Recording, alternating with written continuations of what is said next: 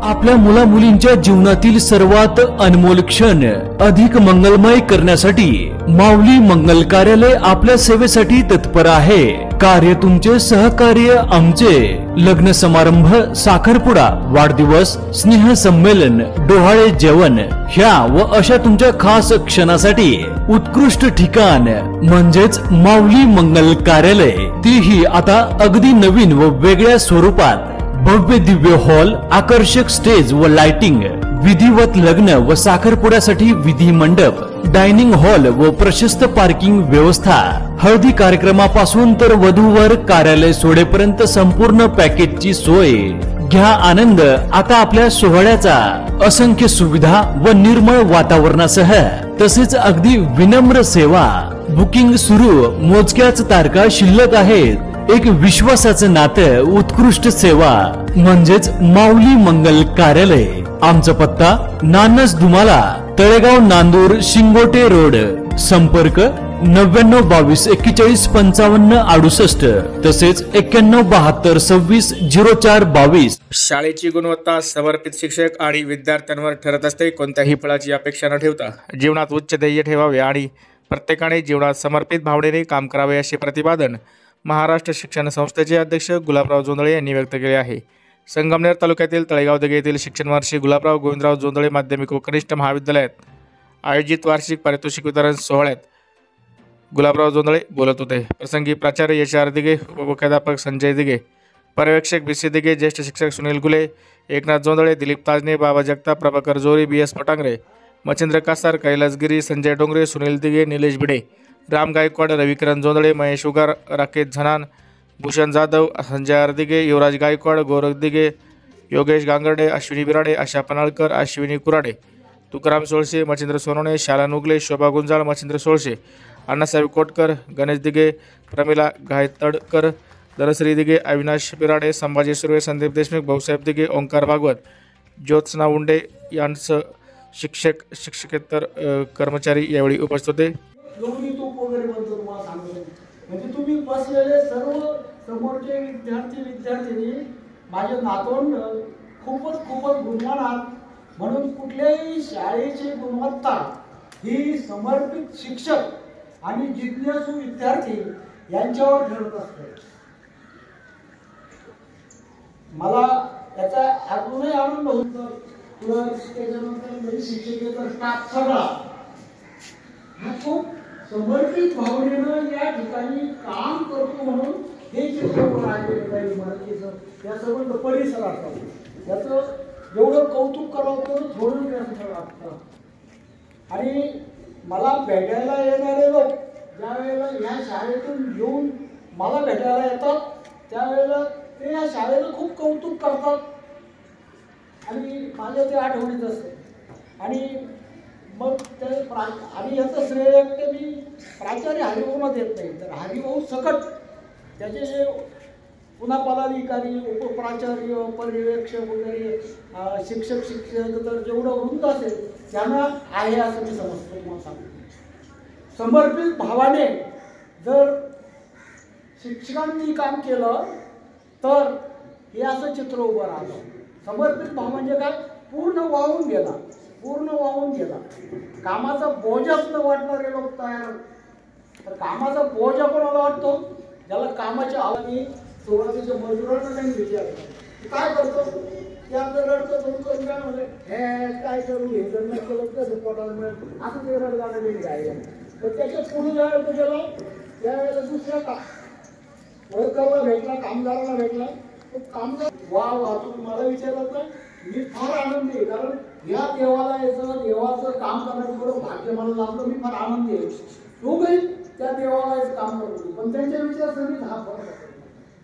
म्हणून समर्पित वृत्तीनं जर कुठल्याही क्षेत्रात आपण जर काम केलं तर त्या कामाचा थकवा येत नाही आणि त्या कामातून आपल्याला जो आनंद मिळतो तो फार महत्त्वाचा असतो।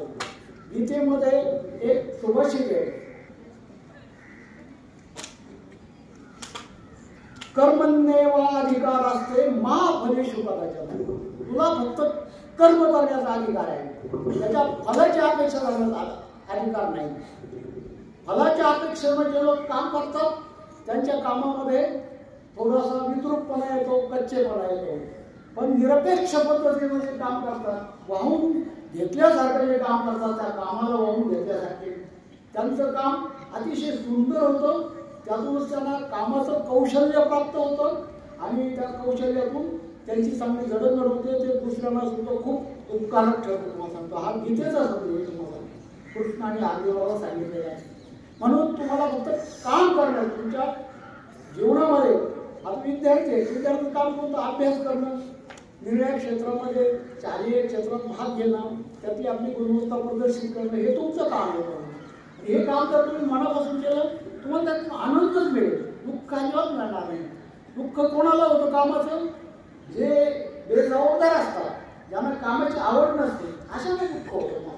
आता इथे या ठिकाणी महाफलित प्रदर्शन म्हणजे फलाच्या अपेक्षा धरून असणारी म्हटलेलं असलं तरी मला निरपेक्ष काम जे लोक करतात त्यांना जे काही फळ मिळायचं त्याची कितीतरी पट फळ मिळून जातो. दिलेलं आहे तेच हे अन्नाचे आहे. बऱ्याच जणांना माहीत नसेल म्हणून सांगतो. या कार्यक्रमाच्या निमित्ताने अण्णांचं मी स्वागत करतो. वर्षभर आपल्या विद्यालयामध्ये विविध उपक्रम, विविध स्पर्धांचं आयोजन त्या ठिकाणी केलेलं असतं आणि त्या स्पर्धांमध्ये अनेक विद्यार्थ्यांनी प्रथम, द्वितीय, तृतीय क्रमांक मिळवलेले असतील किंवा त्यांना उत्तेजन होऊन जे यश मिळवलेलं असतं त्यांचा गुणगौरव व्हावा, त्यांना प्रोत्साहन मिळावं या हेतूने या ठिकाणी आपण विद्यार्थ्यांचा गुणगौरव या ठिकाणी करणार आहोत. अनेक आपण नवीन कुणीतरी पाहुणे आपण बोलवतो, अतिथी म्हणून बोलावलं आहे, त्यांचं मार्गदर्शनही आपण ऐकणार आहोत. या शाळेचं जे काही या ठिकाणी आहे सगळं एवढा सगळा गौरव जो आपण ऐकतो आहोत, बघतो आहोत आणि त्याच्यामध्ये आपलं सहआनंदमुळे या ठिकाणी आहे. कारण त्यांची जी सगळी संकल्पना होती आणि ते भव्यदिव्य इमारती व्हाव्यात, सर्व भौतिक सुविधा असाव्यात आणि खूप उंचीवर ही शाळा जावी या दृष्टिकोनातून एक स्वप्न घेऊन आपण या ठिकाणी चालत आहोत. यापुढे ते आपण काम करणार आहोत. या अण्णांच्या मार्गदर्शनाखाली, आशीर्वादाने त्या ठिकाणी आपले कार्यकारी संचालक असतील दीपक जोगळे सर, कार्याध्यक्ष दत्ताभाऊ, त्या सर्वांच्या मार्गदर्शनाखाली आपली जी वाटचाल सुरू आहे तर ती अविरत त्या ठिकाणी सुरू राहणार आहे. जे आहे यश हे एकाही ठिकाणी मिळत नसतं. जसं आपण ब्रिज त्या ठिकाणी मातीआड करतो, त्यानंतर ते रुजतं, नंतर त्याचं वाढीस लागतं आणि नंतर हळूहळू ते वाढीस लागून त्याचं मोठ्या वृक्षात रूपांतर होतं. माझी शाळा सुंदर शाळा उपक्रमामध्ये द्वितीय क्रमांकाचं 2 लाखाचं बक्षीस मिळालं हे त्याचं फळ आहे. यावर्षी पण आपण माझी शाळा सुंदर शाळा उपक्रमामध्ये तालुक्यात प्रथम क्रमांक पटकावला. त्याचं 3 लाखाचं बक्षीस आपल्याला जाहीर झालेलं आहे. 2 लाखाचं मिळालंय बक्षीस, 3 लाखाचं रक्कम येणे आपल्याला बाकी आहे. हे सुद्धा त्याचं फळ त्या ठिकाणी आहे. आपल्या विद्यालयाचे 100% लागणारे निकाल हे आपलं जे काय आहे त्या सगळ्या कामकाजाचं किंवा त्या परिश्रमाचं फळ त्या ठिकाणी आहे. आपले विद्यार्थी विज्ञानाच्या मध्ये असतील, राष्ट्रीय बाल विज्ञान मध्ये असतील, इन्स्पायर मध्ये असतील किंवा विज्ञान प्रदर्शनामध्ये असतील, राज्य पातळीवर गेले, हे त्या ठिकाणी आपली फळं आहे. आणि वेगवेगळ्या क्षेत्रामध्ये आपले जे काही विद्यार्थी आहे कला, क्रीडा, सांस्कृतिक, विज्ञान सर्व क्षेत्रामध्ये सातत्याने पुढे जात आहे. आणि हे सगळं कामकाज सुरू असताना कोणाचं तरी पाठबळ, कोणाचा तरी आशीर्वाद त्या ठिकाणी आपल्या पाठीशी असावे लागतात. आणि आशीर्वाद, अण्णांचं मार्गदर्शन त्या ठिकाणी पाठीशी असतं.